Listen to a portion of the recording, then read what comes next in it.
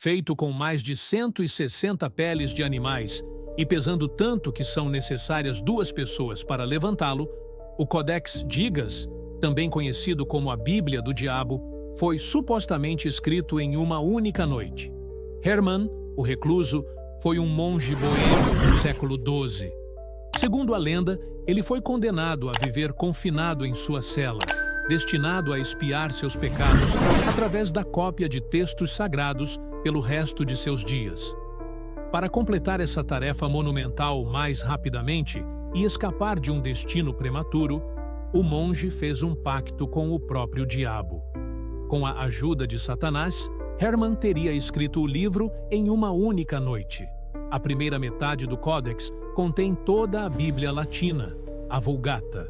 A segunda parte é uma mistura bizarra de tratados médicos antigos, enciclopédias, crônicas e fórmulas mágicas. O imenso Codex ainda contém um retrato de Lúcifer, supostamente desenhado pelo próprio anjo caído. Pesquisas realizadas para tentar recriar o trabalho estimam que reproduzir apenas a caligrafia, sem as ilustrações ou os adornos, levaria cerca de 5 anos de escrita ininterrupta. A maioria dos estudiosos acredita que, ao trabalhar em um ritmo normal, o monge levaria cerca de 30 anos para concluir o trabalho. No entanto, especialistas notaram a estabilidade da caligrafia ao longo do livro, sugerindo que a Bíblia do Diabo foi escrita em um período surpreendentemente curto. Nascida em Massachusetts por volta de 1655, Elizabeth Knapp trabalhava como serviçal na casa do reverendo local. Para todos que a conheciam, Elizabeth parecia ser uma jovem mulher comum, até que o diabo fez sua visita. Aos 16 anos, Elizabeth começou a demonstrar sinais de possessão demoníaca. Samuel Willard, o reverendo sob o qual ela servia, documentou o caso em detalhes. Inicialmente, Elizabeth começou a sentir dores intensas pelo corpo, gritando e se contorcendo de forma estranha, muitas vezes exclamando que estava sendo sufocada. Durante a noite, ela passava por convulsões violentas e dizia ver 2 pessoas ao seu redor, enquanto seu corpo se torcia de maneira antinatural.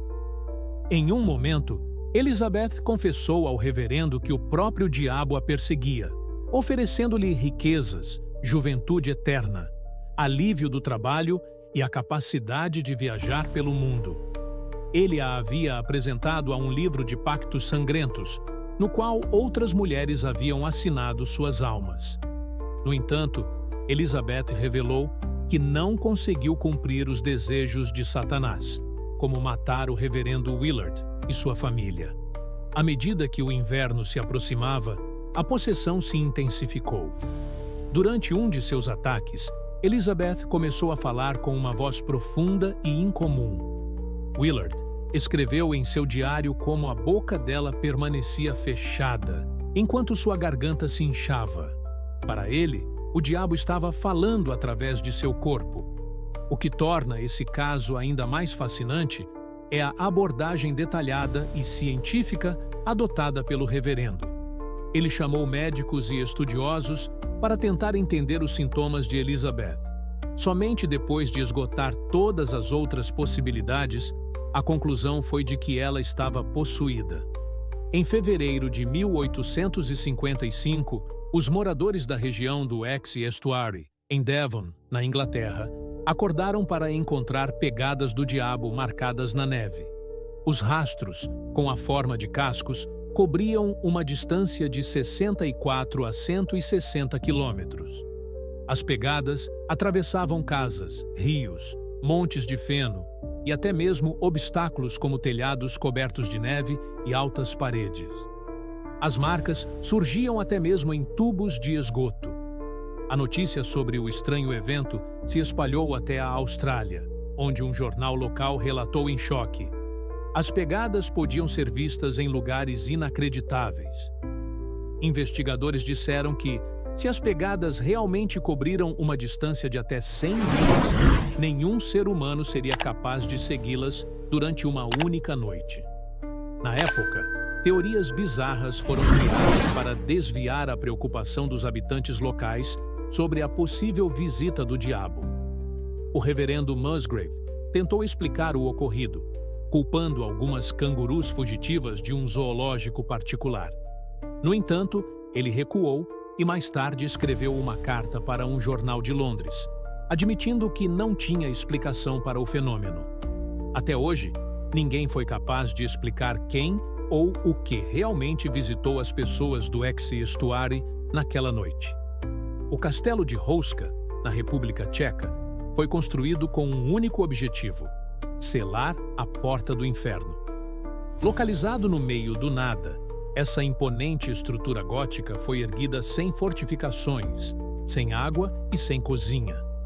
Quando foi concluída no século XIII, não havia ocupantes. Em vez disso, o castelo foi projetado para reforçar sua construção interna, com uma capela construída sobre um enorme poço sem fundo, considerado a entrada para o inferno. Seu único propósito era manter o diabo e seus demônios afastados. Relatos históricos de testemunhas afirmam que criaturas demoníacas, metade homem, metade animal, saíam de suas profundezas. Outros falam de seres alados e sombrios que emergiam do abismo para aterrorizar a população local. Segundo a lenda, quando a construção do castelo começou, prisioneiros sentenciados à morte foram recrutados para investigar o misterioso buraco. Se permitissem ser baixados com corda para suas profundezas, receberiam o perdão. No entanto, quando o primeiro prisioneiro foi abaixado, ele começou a gritar em poucos segundos. Quando o puxaram de volta, o homem estava irreconhecível. Seu cabelo se tornara branco e sua pele enrugada, envelhecendo mais de 30 anos em um instante. Morreu dias depois, de causas desconhecidas. Nos anos 1930, os nazistas ocuparam o castelo para realizar experimentos ocultos com portais dimensionais. Anos depois, durante as reformas, esqueletos de oficiais nazistas foram encontrados. Hoje, o castelo é bem conhecido por suas atividades sobrenaturais, atraindo entusiastas do paranormal. Relatos incluem aparições de bestas misteriosas, um cavalo negro sem cabeça e uma mulher espectral aflita. Abaixo da adega, dizem que há restos demoníacos de seres que conseguiram sair do inferno. Atualmente, existe apenas um único exemplo de caligrafia satânica. Esse curioso fragmento surgiu em 1523, retirado de um texto italiano que descreve um encontro entre Ludovico Spoletano e o diabo. Spoletano supostamente invocou Satanás, pedindo-lhe que usasse seu corpo como um veículo para escrever respostas claras e legíveis para uma série de perguntas. No entanto, o rei do inferno se recusou a colaborar e agarrou a caneta, rabiscando respostas incompreensíveis. O que foi escrito parecia ser um conjunto de hieróglifos diabólicos sem sentido. Após ser passado para vários estudiosos sem sucesso, o texto desapareceu por um tempo. Até hoje, ninguém foi capaz de decifrá-lo ou apresentar provas convincentes de que seja uma fraude. No entanto, estudiosos identificaram traços de caracteres do manuscrito na língua amárica, falada na região de Amhara, na Etiópia. Segundo a lenda, essa seria a língua primordial falada no Éden. Se você gostou desse vídeo, não se esqueça de deixar seu like e se inscrever para mais histórias paranormais.